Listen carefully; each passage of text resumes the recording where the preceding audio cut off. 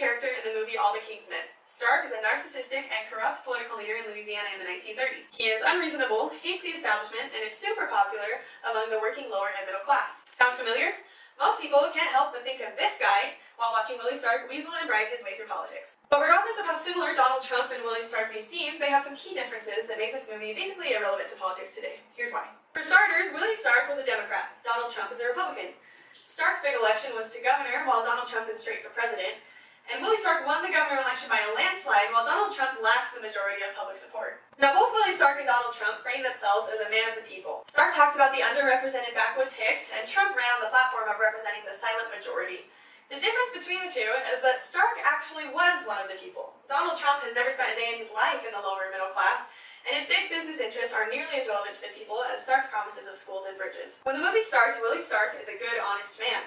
He's outraged by school children being killed in an accident caused by a government-contracted construction company, and is convinced to run for governor because he truly believes that he has something to offer to his fellow backwoods Hicks.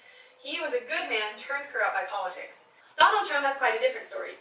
As an already successful businessman, he had experience in the fields of bribery, secrecy, and corruption. His former life simply carried into his politics. Willie Stark's biggest goal as governor was to build the biggest, nicest hospital money could buy in order to help people who couldn't afford health care. On the other hand, Donald Trump's biggest goal is to build an exclusive, intimidating wall on the country's southern border, and is separating families and inciting violence in the process. The biggest difference between Willie Stark and Donald Trump, between All the King's Men and Make America Great Again, is the world and the time period in which they live. Political corruption went largely unhindered in the 1930s, when newspaper journalists were the only big check on governmental power. Today we have communication technology and outlets that mean when the president does something wrong, the whole world knows about it within minutes. Yes, political corruption and injustice still do exist, but luckily politicians today, no matter how Starkian, now have to answer more responsibly for their politics.